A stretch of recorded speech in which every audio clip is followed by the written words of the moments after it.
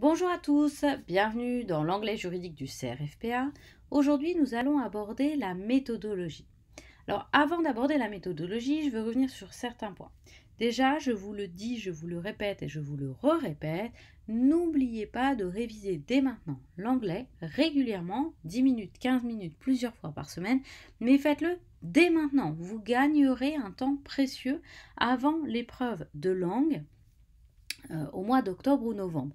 Donc dès maintenant, mettez-vous à l'anglais un petit peu par-ci par-là. Je sais que vous n'avez pas le temps, je sais que vous révisez les écrits, je sais qu'on est presque le 15 juillet et que vous commencez à paniquer, mais mettez-vous dès maintenant un peu à l'anglais. Alors, ces vidéos, elles sont faites pour vous aider.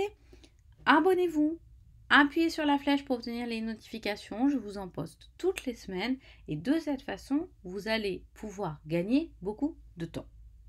Alors, à la fin, à la fin de la vidéo, je reviendrai sur des éléments que je vais mettre en place pour vous aider. Donc, restez bien jusqu'à la fin pour que nous puissions en parler. Alors, dans cette vidéo, on va parler méthodologie, on va parler comment se préparer, comment activement se préparer. Je vous dis dès aujourd'hui de réviser, je vous dis dès aujourd'hui de lire l'actualité, je vous dis dès aujourd'hui d'écouter beaucoup d'anglais, en tout cas d'en écouter souvent. Et là, cette fois-ci, je vais vous parler de comment se préparer activement pour anticiper un peu sur l'oral. Alors la première chose sur laquelle on peut anticiper, c'est penser à anticiper les questions. Alors ça va venir lors de l'oral lui-même. Mais attention, pour être capable de le faire lors de l'oral lui-même, il faut l'avoir anticipé. Ça veut dire qu'il faut que lorsque vous révisez, vous vous mettiez dans la peau de la personne qui va passer l'oral et du coup vous vous prépariez à anticiper pour le jour J. Anticiper les questions, ça veut dire qu'il faudra apprendre à tendre des perches à l'interlocuteur. Et ça, c'est pas inné. Ça veut dire qu'il faut y penser lorsque vous lisez un texte. Pensez à faire des comparaisons avec des choses extérieures au texte pour que l'interlocuteur puisse vous poser des questions sur ces comparaisons. Pensez à donner des exemples en rapport avec l'actualité. Faites des liens entre les différents thèmes. Si vous avez un sujet sur les États-Unis, vous pouvez comparer avec le Royaume-Uni et inversement. De cette façon, vous sous-entendez à l'examinateur que vous connaissez l'autre système et donc du coup qu'il peut vous poser des questions dessus.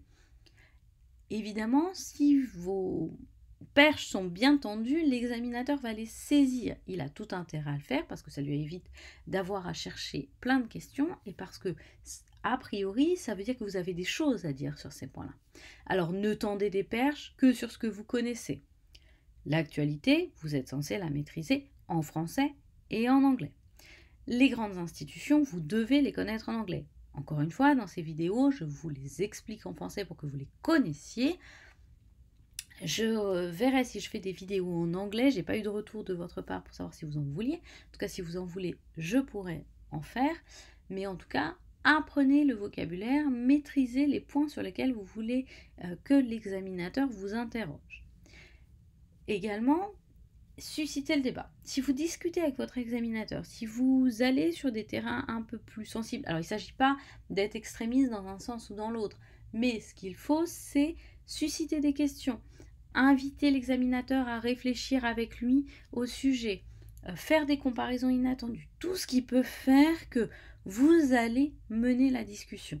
Alors encore une fois, ça se prépare lors de vos révisions. Essayez dès maintenant, lorsque vous voyez un thème d'actualité, de penser à le comparer.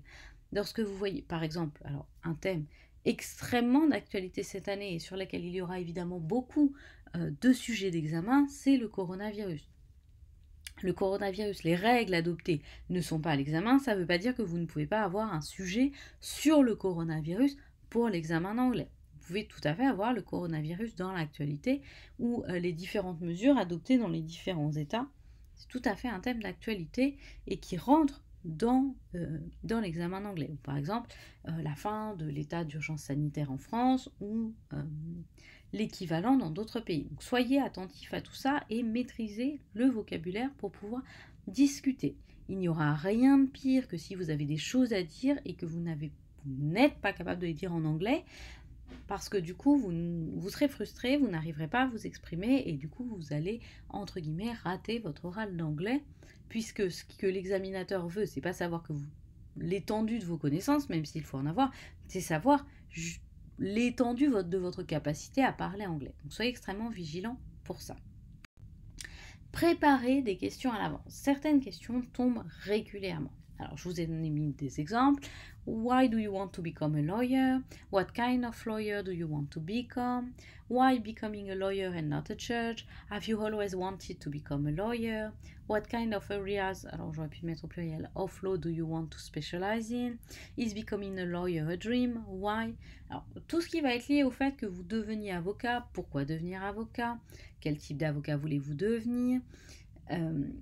Est-ce que vous avez envisagé de défendre la veuve et l'orphelin ou est-ce que vous voulez travailler dans une société? Pourquoi est-ce que vous voulez devenir avocat et pas juge?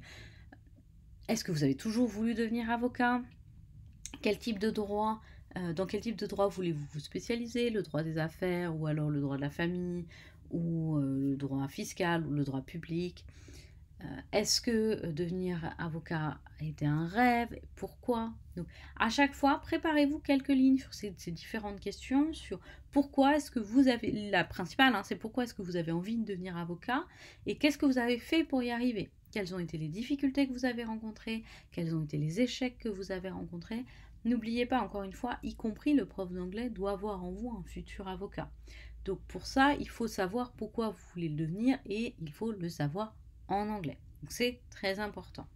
Donc préparez ça, vous pouvez le faire à l'avance et ça vous permet d'évoluer dans vos réponses à ces questions et d'y penser. Ça ne vous prendra pas énormément de temps. N'hésitez pas d'ailleurs, si vous le souhaitez, à poster des réponses sous cette vidéo et je vous répondrai, je vous corrigerai et je vous proposerai le cas échéant des améliorations si c'était pertinent.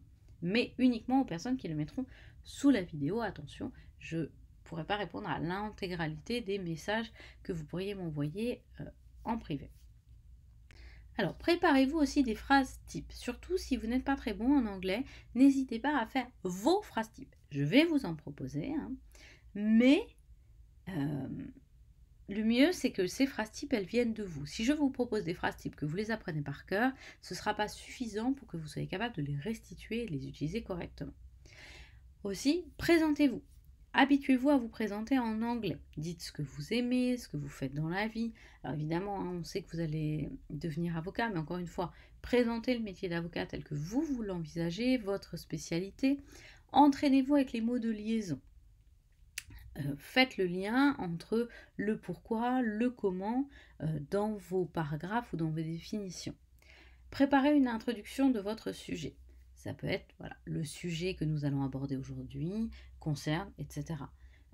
Trouvez la phrase qui sera votre phrase d'accroche, la phrase par laquelle vous avez commencé votre examen, parce que c'est souvent la plus difficile à trouver.